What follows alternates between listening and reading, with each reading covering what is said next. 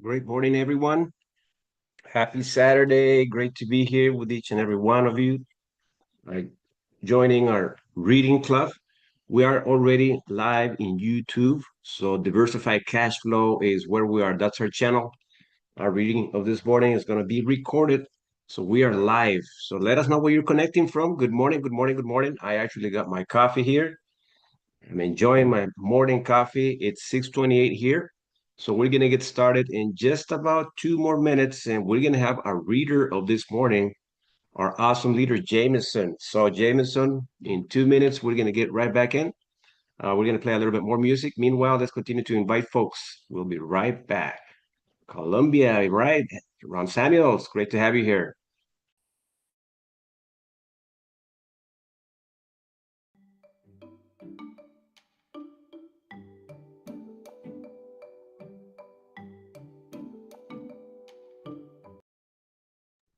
As a matter of fact, we're going to put our cameras open and microphones. Anyone that wants to comment, I think we are the right leaders are here. We have not just people that really comprehend a meeting gathering. So we'll definitely put the microphones active and the cameras. All right, we'll be back in about a minute.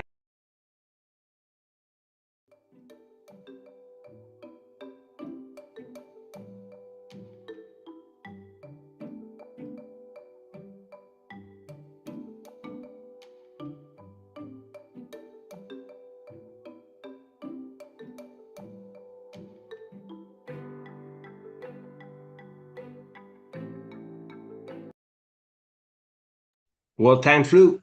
Good morning, everyone. Jameson, the floor is yours. Great morning. Thank you so much for allowing us your time, your space to be a reader this morning. I don't know if you are, because I am a backup just in case. There you are. Great to see you, my friend. Good morning. Good morning.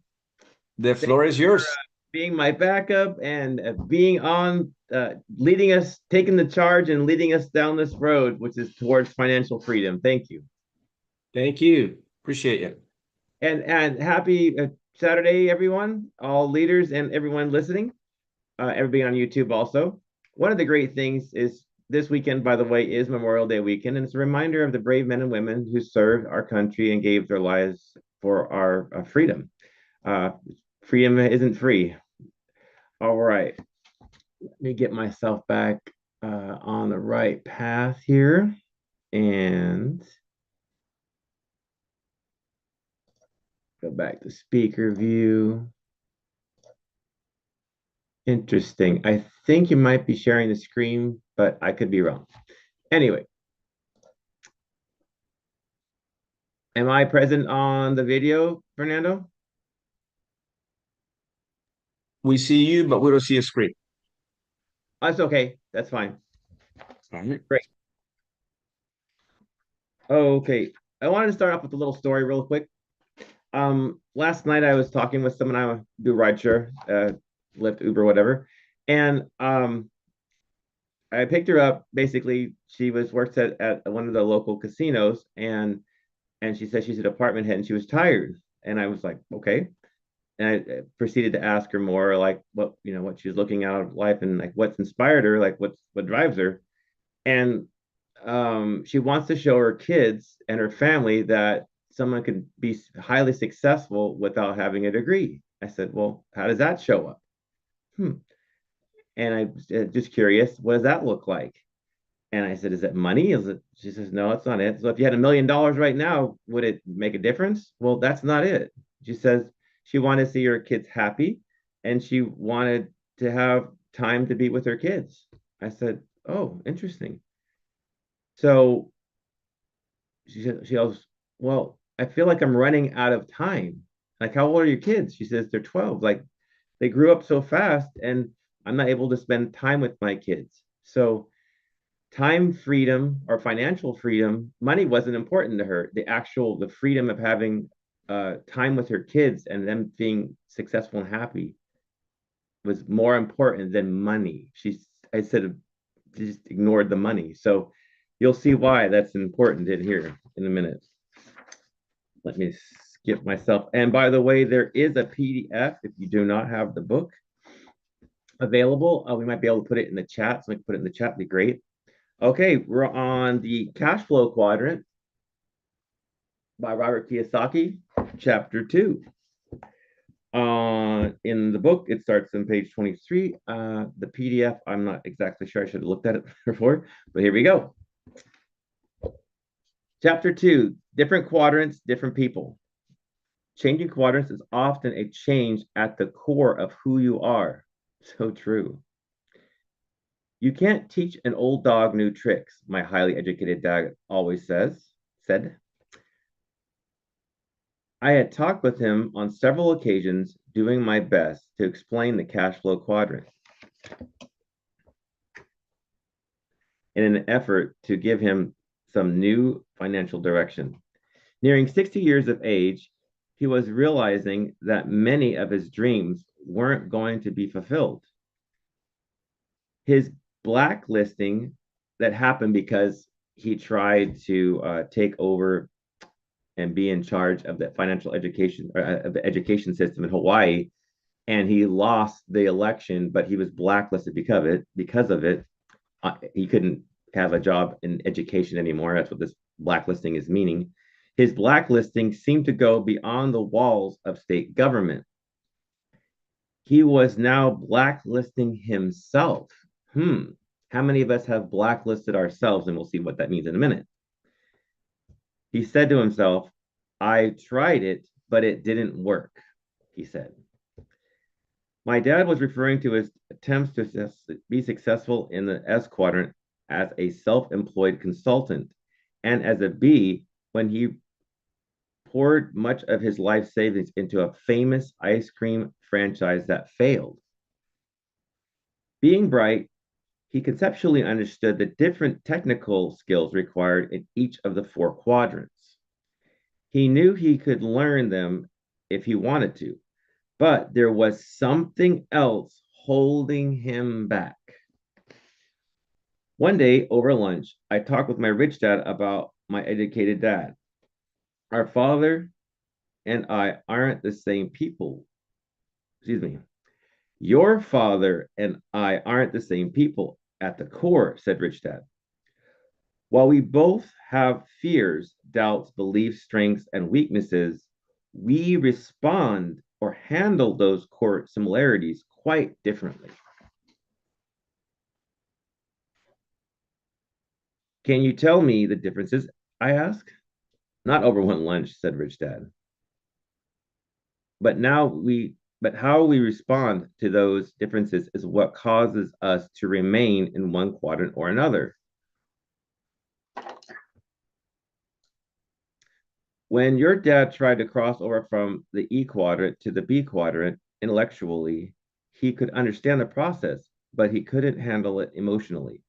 When things didn't go smoothly, he began to lose money. He didn't know what to do to solve the problems. So he went back to the quadrant he felt most comfortable in. The E and sometimes the S, I said. Rich Dad nodded his head.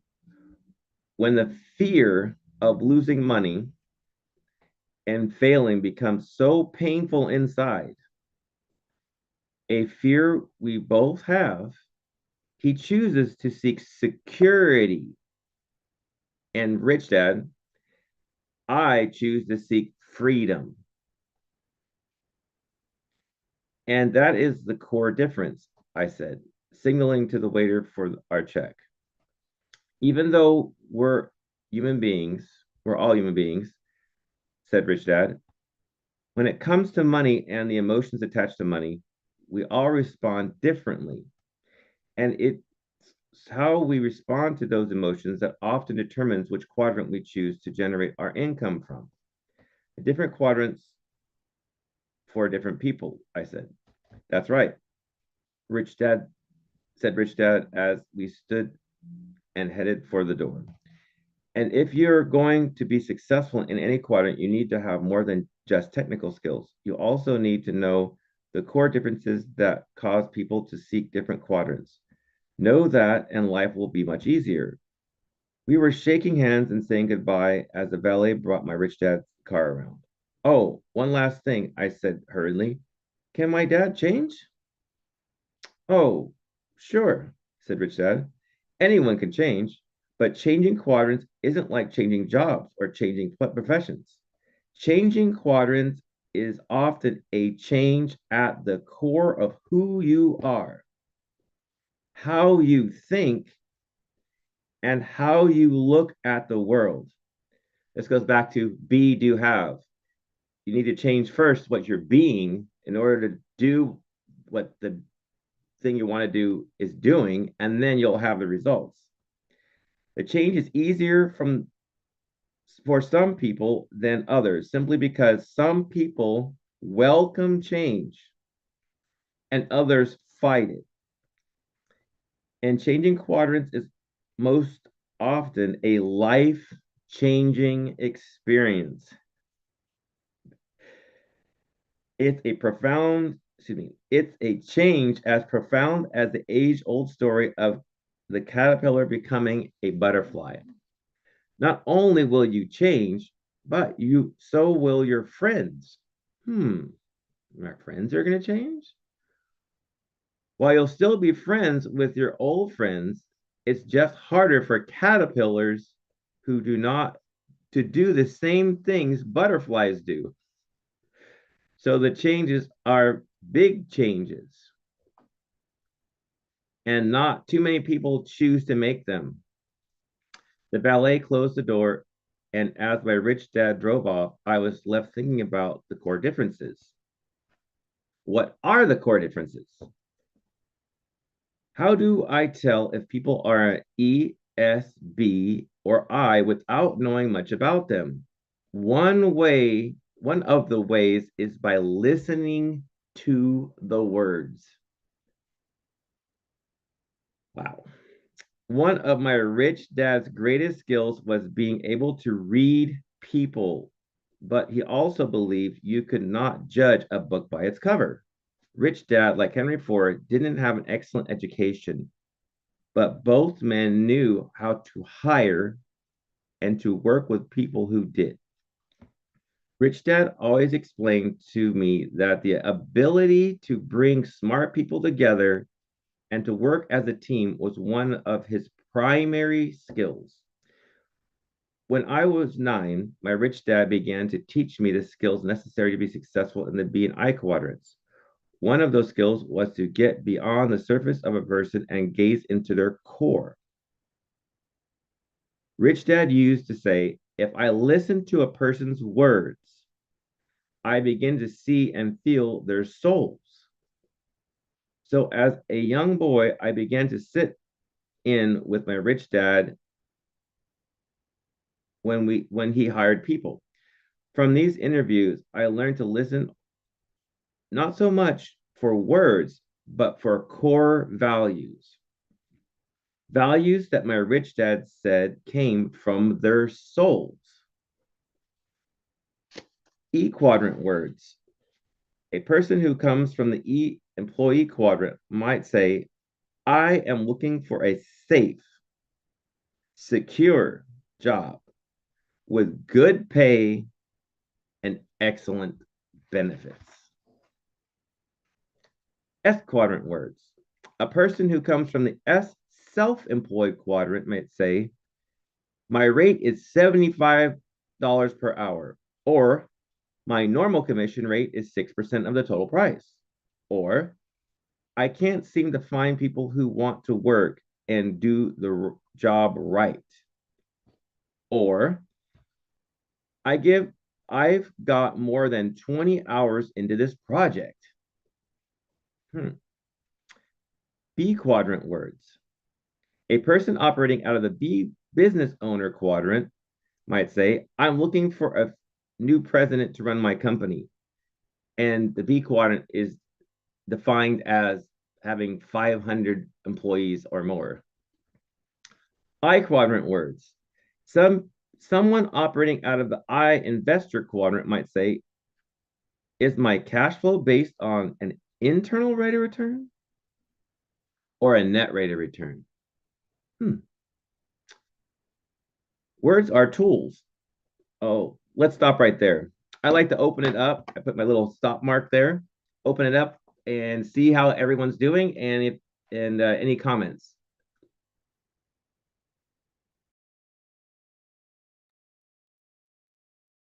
Hey, Jameson. I'm gonna raise my hand because this is so interesting.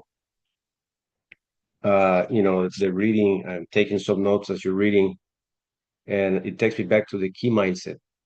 The E and sometimes S quadrants, I said, Richard nodded his head.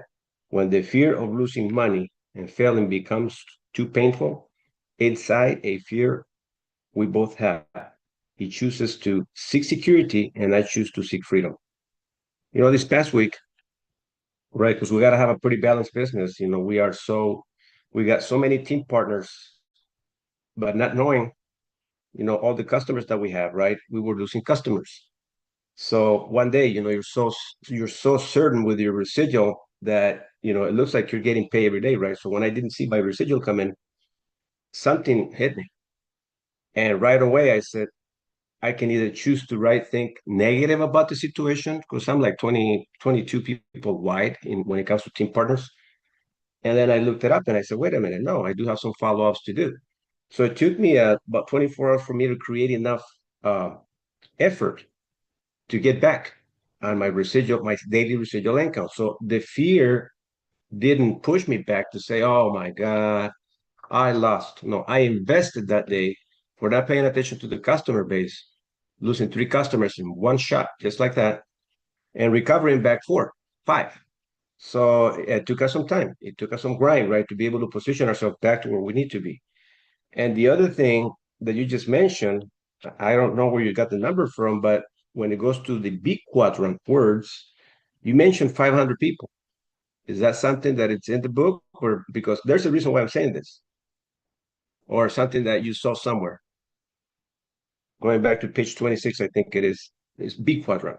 You I mentioned was 500 people or more. I was listening to the book and I was trying to find it in the PDF, but it was actually Robert Kiyosaki's words, and he was trying to distinguish. And I know one of our business associates kept on saying big business. He's trying to distinguish, and I will research this more, but that is one thing that stood out because I could say I'm in business, but when you like the words of a B quadrant person, I mean, I'm looking for a new I'm looking for a new president to run my company. Someone that has a mom and pop shop, which is self-employed, is not going to ask that. They're going to need to Hmm. have at least a good amount of. They want to look for a manager that can run a whole entire corporation, not just my local McDonald's. Yep.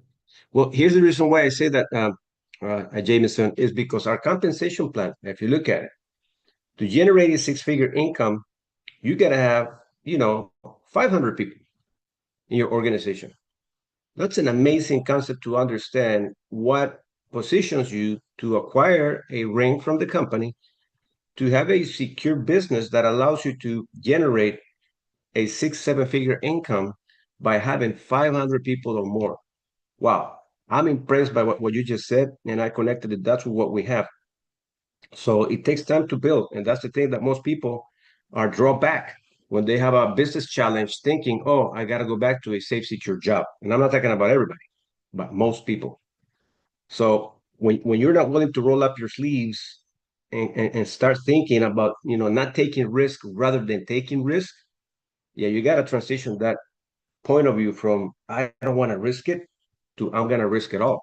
Because the biggest risk of all, it's not taking one, because you have already, guarantee yourself failure. Thank you, Jameson. Appreciate Oh, that's amazing, Brianna. And it's really important to know when, like Rich had said, we both a rich person, rich dad's mindset, and his poor dad or his highly educated mindset father, when they both have similar fears. It's just how they respond. And like you responded to, instead of focusing on what you lack or what you don't have, you focused on your goal and said, okay, what do I need to do now And you'll see, and he talked about the rich poor dad investing in a highly popular franchise, but he didn't have the emotional fortitude or to push through. And that's what you demonstrated, is you just decided to what to focus on what's not going right, or what I need to do to make it right. And that's exactly the core difference between someone that thinks like a B and someone that thinks like an S, for example, or it retreats back to an E. Okay, anybody else? Sorry.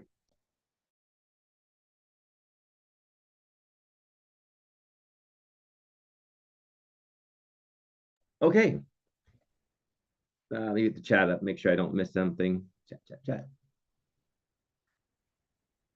No, we're all set, Jameson. All I right. guess everybody's taking notes. I This is just want awesome. I love I it. didn't have the chat up, so now I do. So anyway, great. So around excuse me, page 26. Words are tools. Once my rich dad got a this actually helps me having a little pointer for me. Words are tools. Once my rich dad knew who the person he was interviewing was at their core, at least for that moment, he would know what they are really looking for, what he had to offer, and the words to use when speaking to them. This is so true.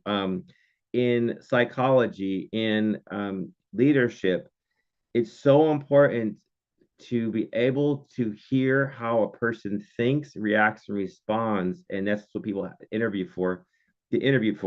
But the words literally guide Rich Dad to know how to mirror and match, like be the same, and then how to guide and steer towards a effective result. That's a good, any quality of a great leader is that very key thing.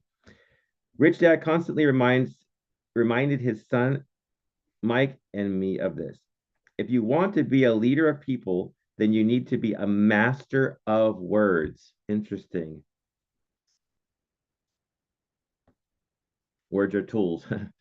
Rich Dad constantly reminded his son, Mike, and me of this. If you want to be a leader of people, then you need to be a master of words. So, one of the skills necessary to be a great bee is to be the master of words, knowing which words to work on which kinds of people. He trained us to first listen carefully to the words a person used. Then we would know which words we should use and when to use them in order to respond to that person in the most effective way. Richard explained, one word may excite one type of person, while that same word will completely turn off another. For example, the word risk might be exciting to a person in the I quadrant. That means opportunity. But evoke total fear in someone in the E quadrant.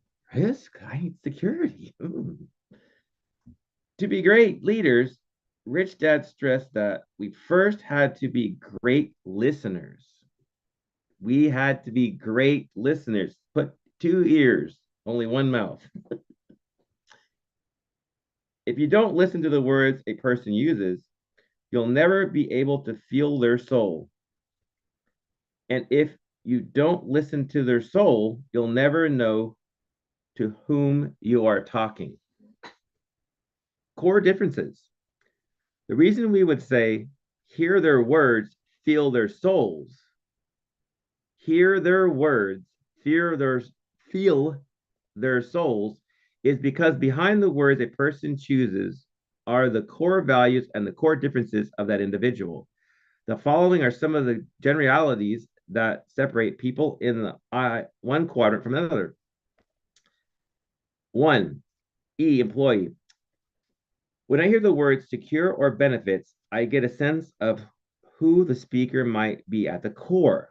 The word secure is the word often used in response to the emotion of fear. If a person feels fear, then the need for security is often a common used phrase for someone who comes predominantly from the E quadrant. When it comes to the money and jobs, there are many people who simply hate the feeling of fear that comes with economic uncertainty, excuse me. The fear that comes with economic uncertainty, hence the desire for security. The word benefit means people would also like some kind of additional reward that is spelled out, a defined and assured extra compensation, such as health insurance or retirement plan. The key is that we want to feel secure and see it in writing, a contract. Uncertainty doesn't make them happy, certainty does.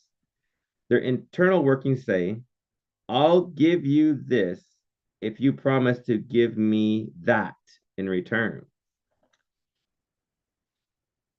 They want their fear reduced by the presence of some degree of certainty, so they seek security and strong agreements when it comes to employment. They accurately, excuse me, they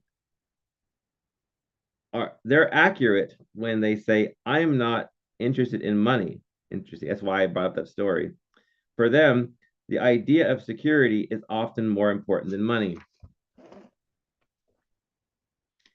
Employees can be presidents of a company or janitors. That's important to note. Employees can be the CEO, the presidents of companies, the top of the rungs, the general, or it can be the private or the janitor, referencing our military veterans and our present military.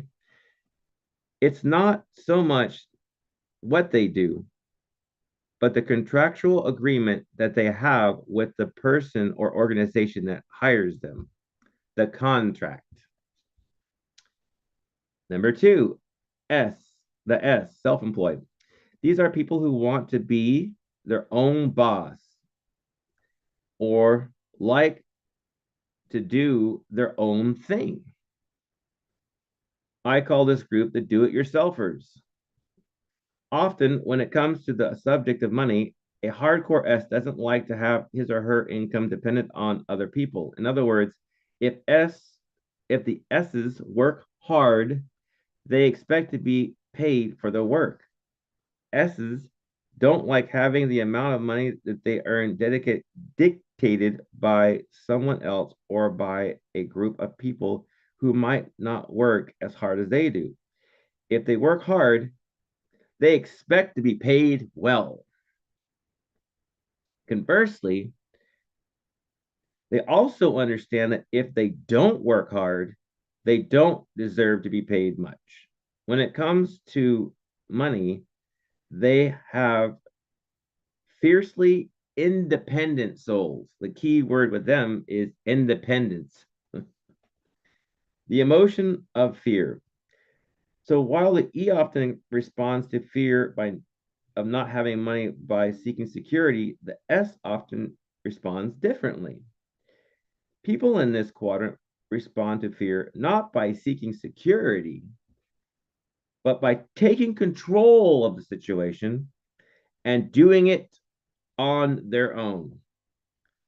That is why I call the S group the do it yourselfers. When it comes to fear and financial risk, they want to take the bull by the horns. In this group, you'll find well educated professionals who spend years in school, such as doctors, lawyers, and dentists. Also in the group, the S group, are people who took educational paths other than or in addition to traditional schools. In this group are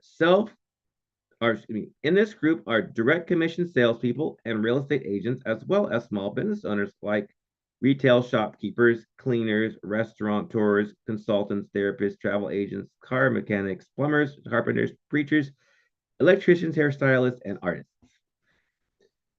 This group's favorite song would be either Nobody Does It Better or I Did It My Way. Self employed people are often hardcore perfectionists. They often want to do something exceptionally well. In their mind, they don't think anyone else does it better than they do. So they really don't trust anyone else to do it. In many aspects, they are true artists with their own style and methods of doing things. And that is why we hire them. If you hire a brain surgeon, you want that brain surgeon to have had years of training and experience. But most importantly, you want this brain surgeon to be a perfectionist. Mm.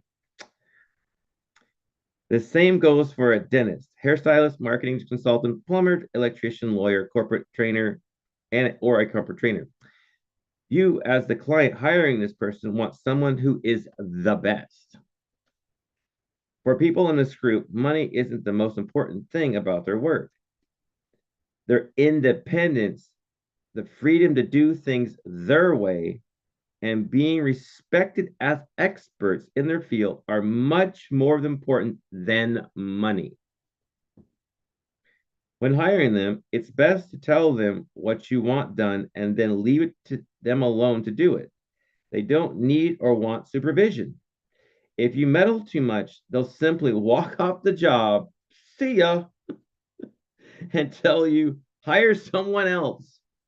Remember, independence trumps money for this group. They often have a hard time hiring other people to do what they do simply because, in their mind, nobody else is up to the task. Also, if this group trains someone to do what they do, a newly trained person often ends up leaving to do their own thing because they're just like them. Be their own boss, to do things their way, or to have a chance to express their individuality. Basically, S's higher S's. Many S types are hesitant to hire and train other people because once trained, they often end up as their competition. This, in turn, keeps the S types working harder at doing things on their own. I have a stopping mark, so I'll open it up for any questions or comments.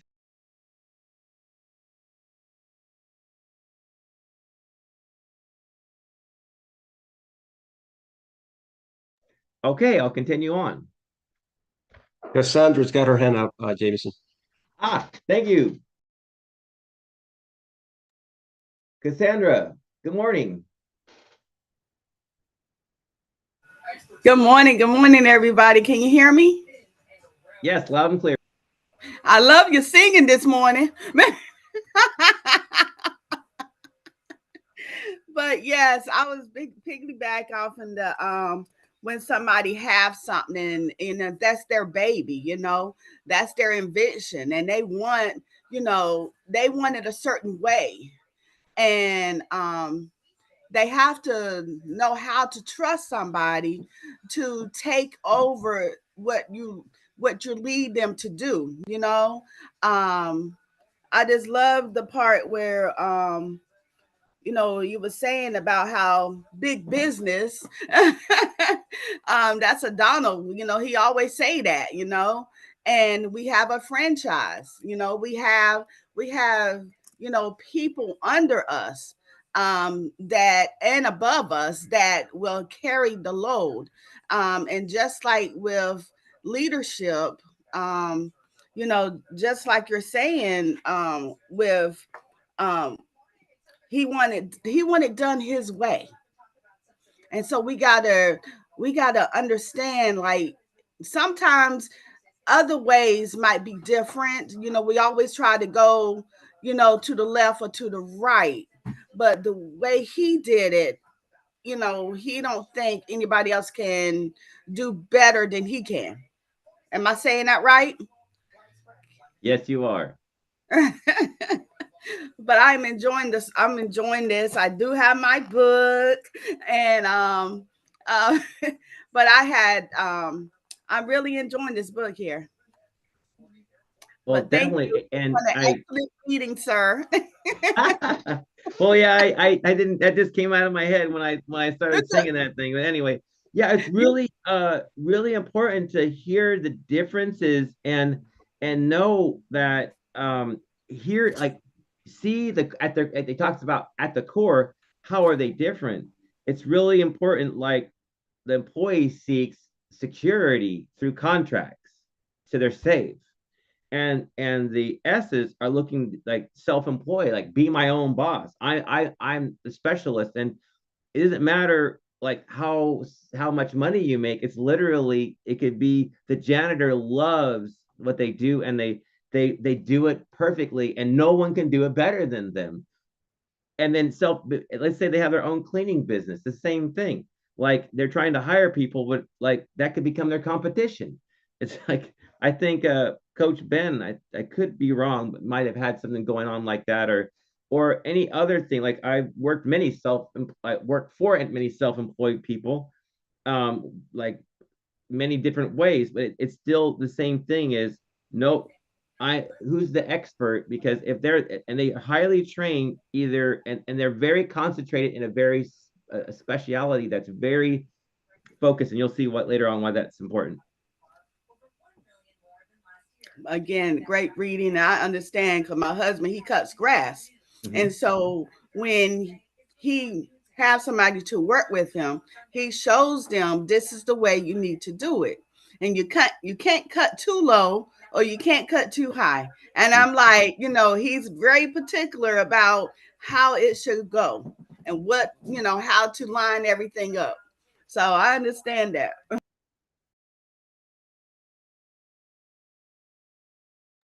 Jameson, you're muted. There's so much technical skill in that, because if you cut too low, you burn the grass. Too high, and it just doesn't look good. Or like if you trim a tree, you can kill a tree by cutting it wrong. So it's not only, it's his expertise, because he knows how to take care of things. And when you're a master in something, you know how to do it right. And it's hard. It's like trying to hire somebody to do what you do is definitely how you jump from the S to the B. But we'll later on we'll see what they talk about that. So all right, next. Thought I saw Ron Samuel's hand, but yes, there he is. Peace and love, family. I'm driving right now, so I'm gonna be quick. I wanted to add to what Cassandra said. I'm also a business owner, so I own a job. So I print and press. I'm an owner, print and press owner operator. So I make T-shirts, I make apparel. So I just started to show some little people how to do some of the processes of what I do, so I don't have to be there to do it. But I noticed, if, like she said about her husband with the grass, with the heat press, if you don't press the shirt long enough, the vinyl will come off. So it has to be on there for a certain amount of time. And some vinyl is a cold peel, some is a hot peel. So once you press the shirt, if you don't know the difference and you try to peel the shirt, it's going to peel off the vinyl. So you have to know if it's a cold peel, hot peel, if it's a certain amount of time, what the temperature is. And you have to be careful because you could burn yourself on the press. You know what I mean? So these are the different things that time and experience teaches you. So you're absolutely right. The specialty of a person that has a skill set to be able to say, I want to start my own business doing this thing, compared to, an employee is going to a job to work for someone who does that. You know what I mean? So I received that, and great job today, Jameson. I really appreciate the way you articulate. Thank you. Thank you, Ron. That's just, yeah, I hear you. And you learned from experience. Probably you paid for that experience. You paid for that seminar multiple times where you finally got it right, and you know how to do it right. I see Manifa has her mic or hand up. Please join the conversation. Are you in a spot to? Okay. There you go. I couldn't unmute. No, I'm home today. Oh, great. I didn't know we were reading a new book. You're I on put the mute. PDF up right now. I'll put the PDF up right now. Okay, cool. you're doing a great job. I love the way you're, extrapolating this book. I also wanted to piggyback because my daughter works for a girlfriend of mine, and she would complain some days about when she's here versus when she's not here. Okay, and I think she has a way of micromanaging her business because she wants it to be a certain way. However, if I mentally, mindset wise, if you are a business owner and you put people in place and you trust them, that you have taught them the way you want it done, you don't have to micromanage. So the mindset of a business owner that are sure or have a surety that they have instilled what they want when they're not there, should be just that. Versus if you trying to put your input while the employees are there, frustrating the employees or not entrusting the employees that they're going to do what you said do. You understand what I'm trying to get at? Yeah, so I was just like thinking about that, when, business owners do certain things when, they are not supposed to like frustrate the employee because then the employee like would get um they will second guess versus when they are sure when the person's not there versus when the person's there. Understand? Yes, I do. That's important. And that starts with the hiring process, I believe, because Mhm, you can really hear someone and hear mhm. like what they've done and what they take responsibility for and personal ownership for. When Right, they want to do a great job and you right, train them, you give them the right training and then give them their wings, let them go. right, They you can but you can hear it and see it in their dedication to their work. So it doesn't matter what they get trained for, they'll do it to their highest capability. And mm, there'll always be people that don't care. Like Ron was yes, saying, I gotta train somebody, but they need to care about the difference between right, a hot or a cold, or to care about if the vinyl doesn't stick. You got to right, care about. If you don't right. care, it doesn't matter how much training you give them, they're only there for a paycheck. Right. And that's part of knowing your employee. Cause like my daughter, she Hmm. goes above and beyond. She moves in excellence. I trained her as she was growing up to do things to your best ability. Act like it's yours. If you're there, act like it's yours. What would you do? Like, what would Jesus do? If the Jesus is not there, you don't see him physically, but what would you do? What is your integrity factor? So yeah, great read, Jameson. So proud of you. You're doing your thing, bro. It's an amazing book, and there's amazing people that have all these amazing comments. And yes, it's really critical to and thank you for creating another human being that loves and is dedicated to excellence like yourself. Thank you. I see Michelle's hand up.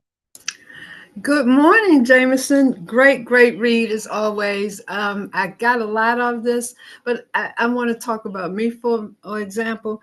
I think I'm an E and an S in between, right?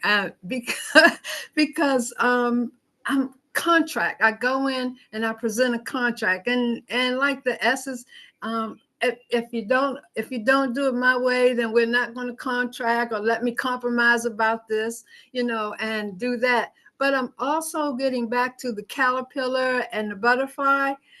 I've had to let go some caterpillars because they just don't want to blossom with me. And deep down in the core, you know that it's a mindset, but it hurts a little and you have a little fear. But I'm experiencing all of that. I'm going through that, but I have graduated to a point. I'm still trying to say I'm going to do it my way or the highway because of these contracts, but I am a contract. I do present and I do contract. So I'm trying and I'm getting a little better, but it does take time. It does take time when you've been doing the S's or in between the S's and the E's for years and years to change that mindset and get down to the core and being able to let go and move on. So I get a lot out of what you're saying. I understand what everyone said that came forth this morning because I can look at a little bits and pieces that, yes, I too can relate to what you all are saying. And thank you, but you are doing an excellent read this morning.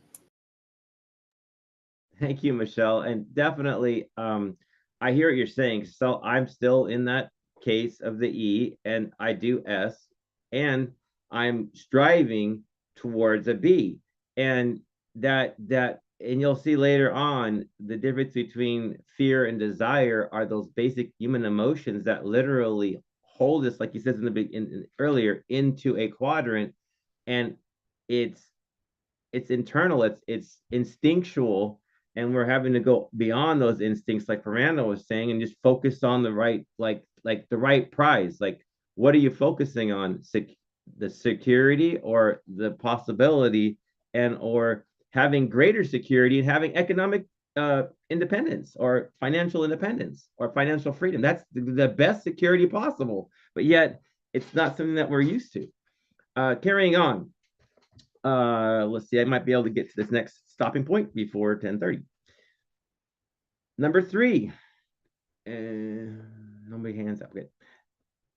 B, the B business owner. Yeah. This group of people could almost be the opposite of the S.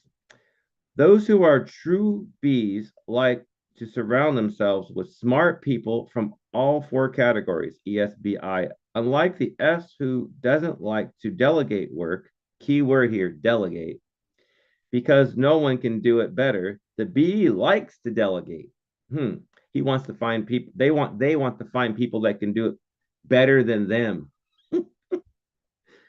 The true motto of a B is, why do it yourself when you can hire someone to do it for you? And they can do it even better. Henry Ford fit this mold, excuse me.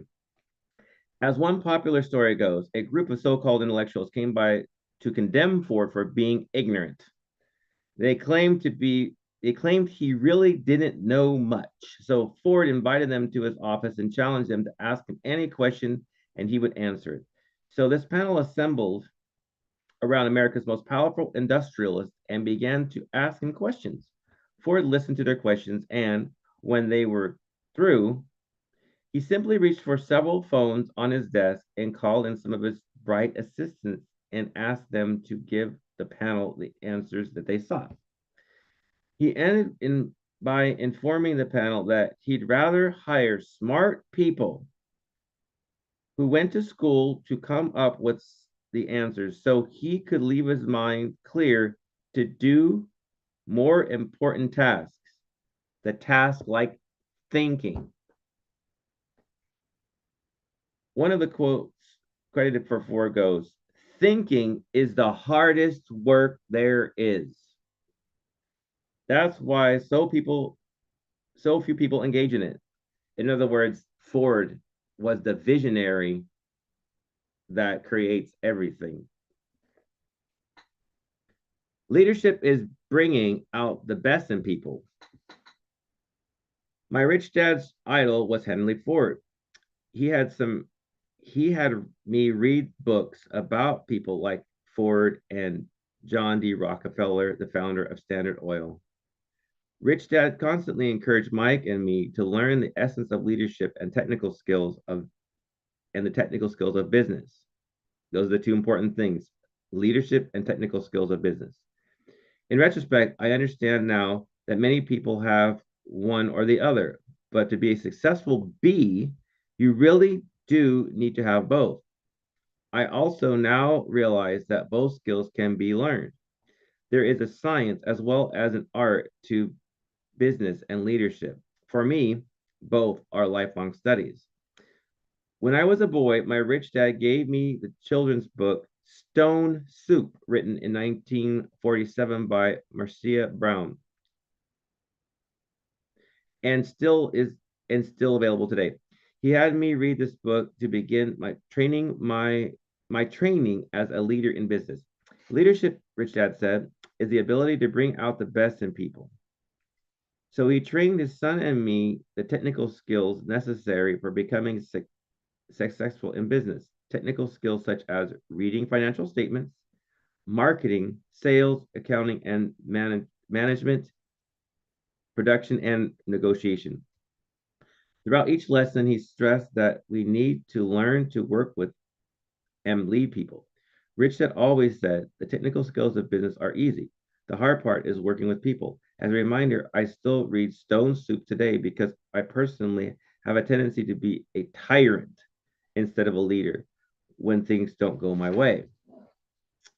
Entrepreneurial development. I often hear the words, I'm going to start my own business. Many people tend to believe that the way to financial security and happiness is to do your own thing or to develop a new product or no one else has. They rush out and start their own business. In many cases, this is a path they take. In the book, it has the 4 quadrants, which is there's like a cross, and then E top, S left, B top right, I on the bottom right. So it goes E, S, B, I. So there's an arrow going from the E quadrant down to the S quadrant. Many wind up starting an S-type business and not a B type of business. Again, one is not necessarily better than the other. Both have different strengths, weaknesses, risks, and rewards. But many people who want to start a B type of business wind up with an S type of business and become stalled in their quest to move onto the right side. Many new entrepreneurs want to do this. So he has the E on the top left, the arrow to the B on the top right. But they wind up instead doing this and getting stuck there, which is they go from the E quadrant down to the S quadrant. Many attempt to do this. They attempt to go from the S, self-employed specialist, up to the B from the bottom left S to the top right B. Big business. So not small business, but big business. But only a few who attempt this actually make it. Why? Because the technical skills and human skills to be successful in each quadrant are different. You must learn the skills and mindset required by a quadrant in order to find true success there.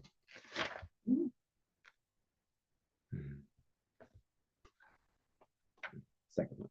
The difference between an S type of business and a B type of business. Those who are true Bs can leave their businesses for a year or more and return to find their business more profitable and running better than when they left it. That's the key. Can you leave your business for a period of time and it be better off than you left it? In a true S type of business, if the S left for a year or more, chances are there would be no business left to return to. So what causes the differences?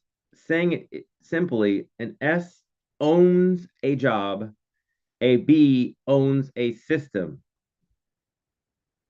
and then hires competent people to operate the system. Or put it another way, in many cases, S is the system. That is why they can't leave. For example, let's take a look at a typical dentist. A dentist spends years in school learning to become a self-contained system. You, the client, get a toothache. You go to see your dentist. He fixes your tooth. You pay and go home. You're happy, and then you'll tell your friends about your great dentist. In most cases, the dentist can do the entire job by himself. The problem is that if the dentist goes on vacation, so does his income. There is no leverage there. B business owners can go on vacation forever because they own a system, not a job. If the B is on vacation, the money still comes in. To be successful as a B requires ownership or control of a system and the ability to lead people. For S's to evolve into B's, they need to convert who they are and what they know into a system. And many many aren't able to do that, or they are often too attached to the system, so they to let go and let their people in. Colonel Sanders was great at cooking chicken, but he couldn't sell his he couldn't sell his recipe. He couldn't do it, and all of a sudden he goes, "Wait a minute!" Kentucky Fried Chicken was born because no, he could do a really great job. So he's a classic example of being an S, owning one restaurant and turning it into a chain. You can you make a better burger? Can you make a better burger than McDonald's? Many people come to me for advice on how to start a company or how to raise money for a new product or an idea. I listen usually for about 10 minutes, and within that time, I can tell where their focus is. Is it the product or the business system? In those 10 minutes, I almost often hear words such as these. Remember the importance of being a good listener and allowing words to direct you in your core values of the person's soul. It's far better. This is a far better product than XYZ company makes. I've looked everywhere and nobody has this product. I'll give you the idea for this product. All I want is 25% of the profits. I've been working on this product, book, music score, invention for years. These are the words of a person generally operating from the left side, the ES side. It's important to be gentle at this time because I'm dealing with core values and ideas that have been entrenched for years and maybe handed down for generations. A generational small business. Yeah. If I'm not gentle or patient, I could damage a fragile and sensitive launch of an idea. And more importantly, a human being ready to evolve into another quadrant. The hamburger and the business. Since I need to be gentle, since I need to be gentle at this point in the conversation, I often use the McDonald's hamburger example for a clarification. After listening to their pitch, I slowly ask, can you personally make a better hamburger than McDonald's? I mean, who can? So far, 100% of the people I've talked with about their new idea or product have said yes. They can all prepare, cook, and serve a better quality hamburger than McDonald's. Next, I asked them, can you personally build a better business system than McDonald's? Some people see the difference immediately, and some don't. And I would say to that difference is where the person is fixated on either the left side of the quadrant, which is focused on the idea of a better burger, or on the right side of the quadrant, which is focused on the business system. I do my best to explain that there are a lot of entrepreneurs out there that offering a far superior products or services than that are offered by the mega rich multinational corporations, just as there are billions of people who can make a better burger than McDonald's. But only McDonald's has created the system that has served billions of hamburgers. See the other side. If people can begin to see this truth, I suggest that they go to, yes, if people can begin to see the truth, I then suggest that they go to McDonald's, buy a burger, and sit and look at the system that delivered that burger. The Founder is a good example of that, of seeing the system in creation. It was amazing. The movie called The Founder.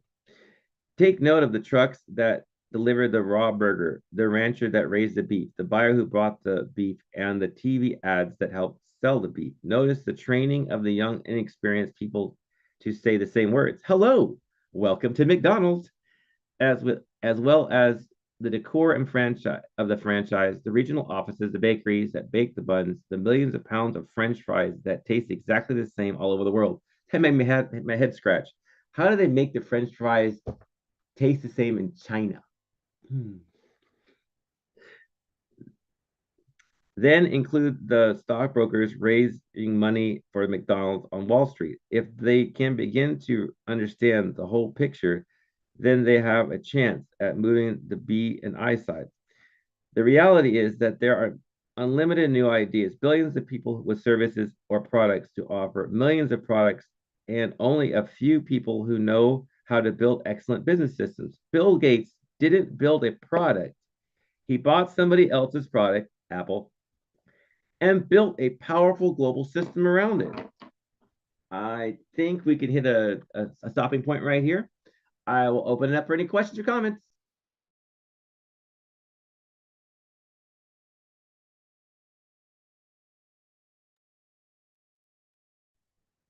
Great read, Jameson. This is Ron again. I wanted to add when you talked about the different the ES and the BI.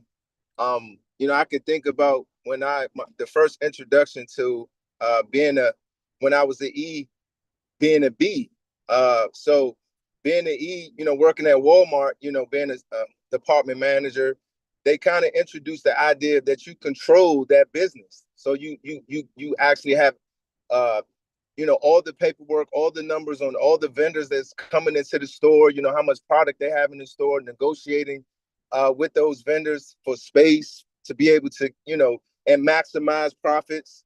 You know what I mean? So that was like the first introduction for me as an employee, learning a business and looking at my job as a business, right? What I control, right? So moving on to Foot Locker, it took it to the next level with being an employee, but being a store manager. Like, I run this business. This is my business. So I'm a business owner, so quote unquote, but I'm still an employee, considered an executive, right?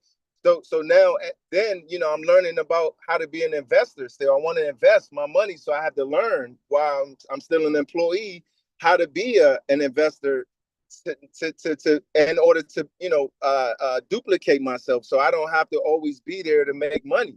So I think this book and this group it's awesome, because I've talked to people about this cash flow quadrant, and a lot of people don't even know.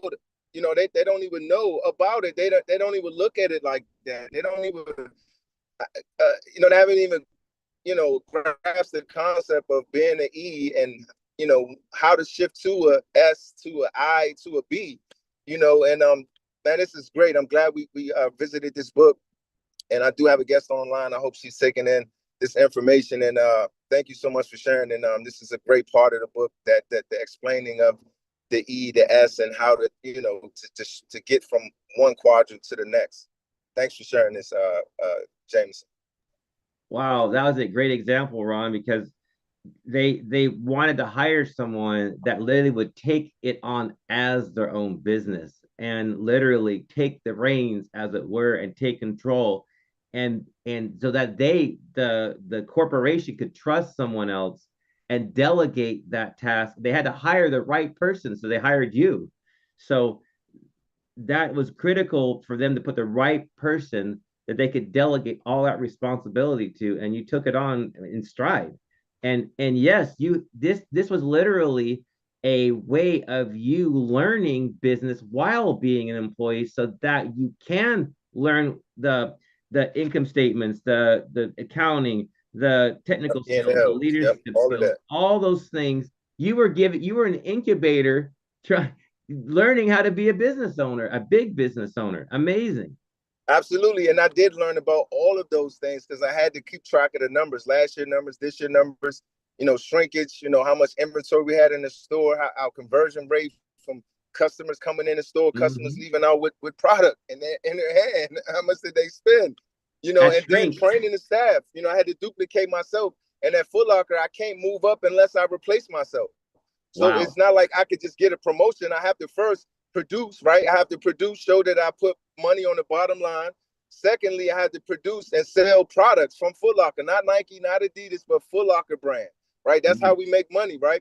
And then I have to make sure my staff is producing, and I have to be out there leading from the front. So it's like all of these things you learn as an employee, but really I'm a business owner, right? So I think that this is a great part of the book, to be able to have the who is ever listening to this and picturing where they are. Are they an E, learning how to be a B, or they're an EB, learning how to be an I. Yep. Well, and that goes back to mindset. Yeah, Your mindset mindset was critical because you were thinking like a B, not an S, like a B. Because you took the key word here is you took ownership, I believe. Does that sound about right? Absolutely. I took ownership. I felt like, as an employee, I mean, the things that you do at Foot Locker, I mean, I felt ownership. Like I felt like I am Foot Locker. I'm the guy that you're going to come to see. I'm the guy on the side of the shirt, right? I make the fashion. The fashion is shaped around the culture, right? And I am the culture. So yes, the business became a part of who I was, and that's why I succeeded at it at the rate that I did. I think Foot Locker is an excellent example of, anyone that works there as a store manager, they're really a business owner, right? They have a business owner mindset. Yes. And you also said that you were training as a owner, you are training to be able to delegate and to multiply yourself and create leverage like we talk about in a company. You're creating leverage through the people that you can delegate to. And that's exactly a B quadrant quality person is they're trying to create people that they can delegate, like Manifa was saying, delegate to them. And then here's one other point that I wanted to make a difference. Even as an employee, your customers, the customers that come in, your business is dependent upon customers. So even as a self-employed person, your customers are your bosses, because if you don't sell to your customers, you don't make any money. So you still have a ethereal boss. It's kind of an interesting thing. So Fernando, you have your hand up. What a read. God, man. I love it. I love it. I love it. I'm starting to see, what Ron Samuels, great stuff, man. That's amazing. I mean, I see him all the time, but when I hear him, wow, a lot of wisdom. Hey, I wanted to talk a little bit about what we have here. The thing about what we need to understand is whatever you're doing now, it goes back to McDonald's. They're not the best burgers. So when I came into this platform 3 years ago, one of the things that I enjoyed looking at was the compensation plan. I've been in the industry long enough to appreciate compensation plans, which is a system, right? So in order for us to understand the big numbers, we got to understand the little numbers. So once you understand the little numbers and then you comply with the little numbers, okay, yourself to experience it, now you can duplicate something. So it takes 5 years, and people get desperate within the 5-year time frame because they start to deviate from the purpose of the compensation plan to the products. It could be taxes, credit restoration. So we start putting so much effort in the product that we deviate from the purpose of the compensation plan, which is what we're talking about here. So it's a 5-year game plan to find good people in your team.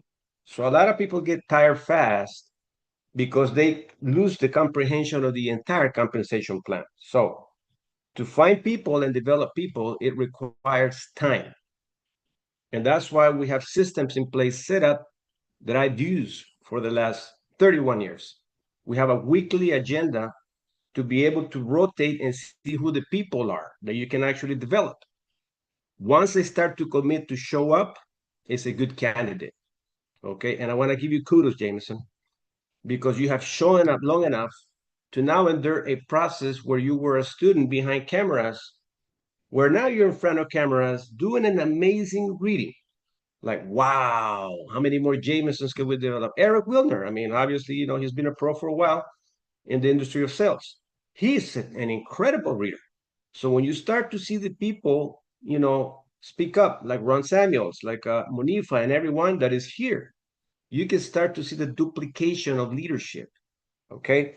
So that's the things that I pay a lot of attention to. That's why I might be criticized that I show up to everything, but this is my baby.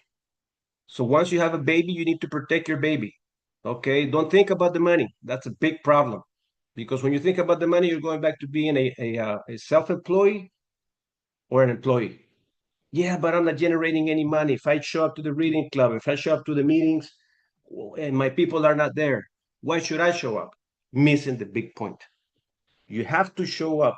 And this is the reason why I say that. Our compensation plan, real quick, okay, and I'll wrap up with this. It's going to show you where you are based on how much are you getting compensated, and if you can retain it. The letter E employee makes $5 a day in our compensation plan to $50 a day. Self-employed makes $100 a day to $200 a day. Business owner makes $300 a day to $1,500 a day. Business owner and an investor makes $3,000 a day to $15,000 a day.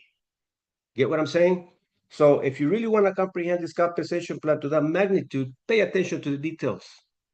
31 years of experience, speak. I've experienced great compensation plans in 2 previous companies. The previous company, we had 20,000 people strong, where I didn't have to show up to anything if I didn't want to.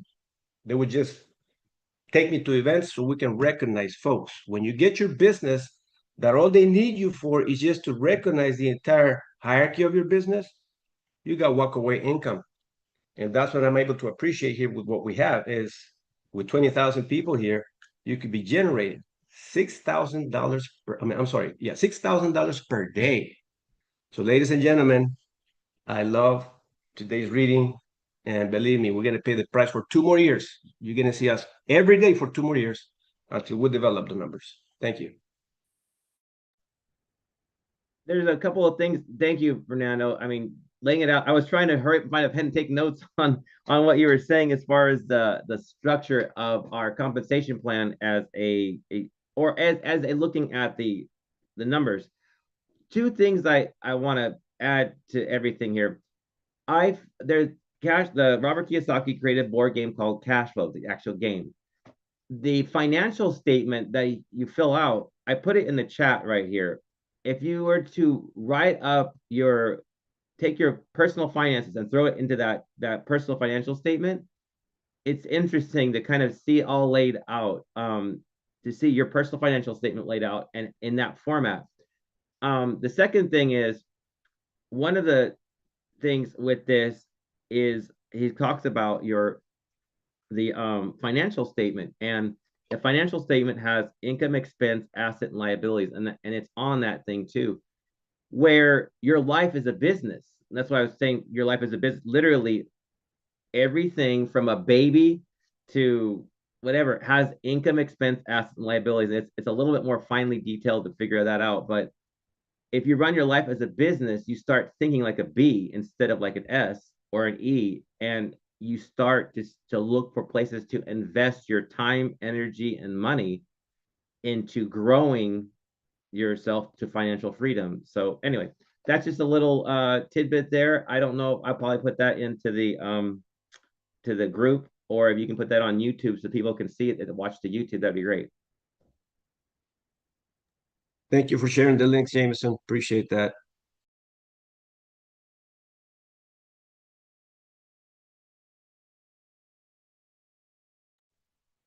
Thank you so much, Jameson. Awesome read. Wow, I'm taking a lot with me today. It's amazing you can read yourself, but then, you can hear others read and you learn more from hearing others read than you reading yourself. I see Eric Wilner.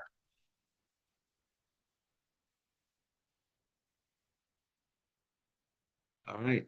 Anyone else? Any additional comments? Or something that you're taking with you today that you're going to implement? Wow. Thank you, Monifa. Great read. Well, ladies and gentlemen, yeah, go ahead. Dr. GW. Yes, sir. Outstanding reading, Jameson, and all the input today. Guys, this is what it's all about. I mean, really, we get poured into on Saturday mornings, and we can build ourselves through this process. I'm excited. I mean, but Robert Kiyosaki hits it right on the head. Follow that, man. I'm telling you, it works. Fernando, thank you again for all that you do. Well, thank you, Dr. GW Parker. I mean, we're a puzzle, and we all are an important piece of the puzzle. So anybody that participates, either by joining us just to listen, take some notes, and make some comments, you're a part of the puzzle. And if you're a reader, you're a part of the puzzle. So we are all a part of the puzzle of seeing all this puzzle put together. I see Eric also has his microphone open.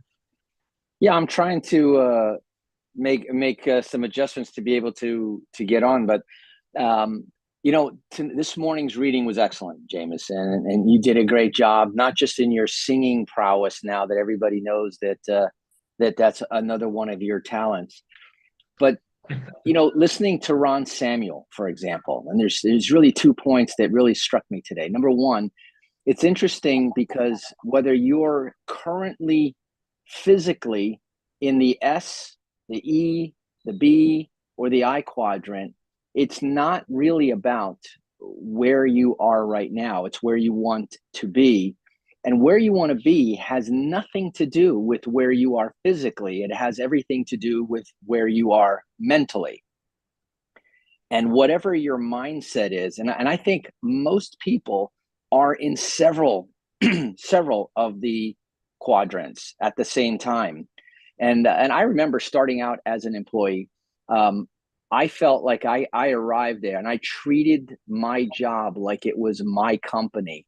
And I was surrounded by people who just kept saying, "Hey, Eric, don't rock the boat. Hey, Eric, you're making other people look bad or uncomfortable." And I just couldn't relate to that. And think about what Ron was just saying.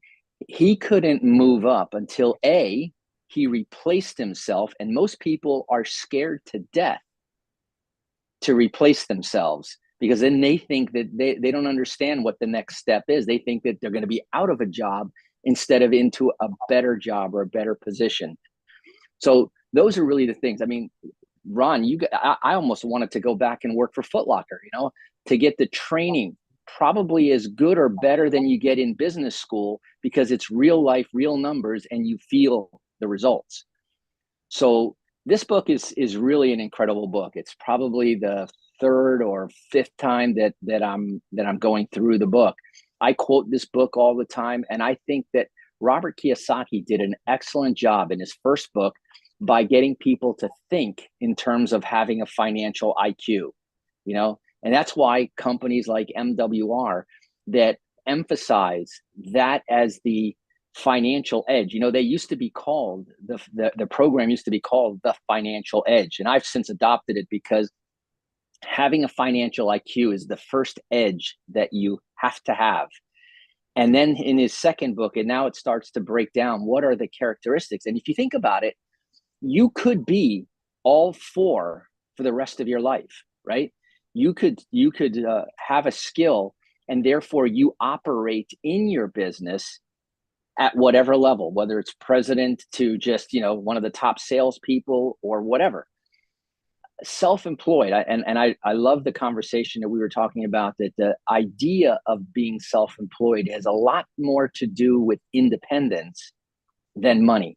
In fact, most people, a lot of S's will basically sacrifice more money for the independence and the ability to do their own thing. But when you develop that expertise and that work drive from the S, and then turn that into a system, and then learn that it's good to replace yourself, or at least to create equals so that you can scale, that's when you have a B that funds your I. And ultimately, we all want to be I's so that we can retire financially independent, living off the fruits of our investments. That was an incredible read today. Thank you, Jameson. Thank you, Eric. Wow. Go ahead, Jameson. I'm just impressed by hearing everyone, man. It's like, I'm telling you, I'm going back to school. Eric, thank you so much. I love what you just said about, you have to mentally and emotionally educate yourself to start to see things from a different perspective. And Jameson, you said earlier, and you always say this, transformation, be, do, have, right? So first we got to be so that we can do, and then eventually that we can have what Eric Wilner just said, which is being an investor. That's the objective, to have your money work for you and have a business that works for you. So thanks again. All right, so appreciate you all. We're going to get into the invitation mode to we're going to play some music so we can have folks join us. We're going to have Michelle Colley be our presenter of today. She's going to be having this incredible conversation. She always put that spice just the way Jameson did it for us this morning. So I'm going to turn off the YouTube recording so we can separate the events. And you can always go back to the YouTube channel which is diversified cash flow. Okay. So once again, I'm going to turn off my camera. We're going to play some music. We're going to continue to invite. We're going to make sure. There you are. Great to see you, Eric. Back again. You're awesome, man. You're the best. All right. So, Jameson, once again, thank you so much. Let's play some music and let's do the invitation. See you guys shortly.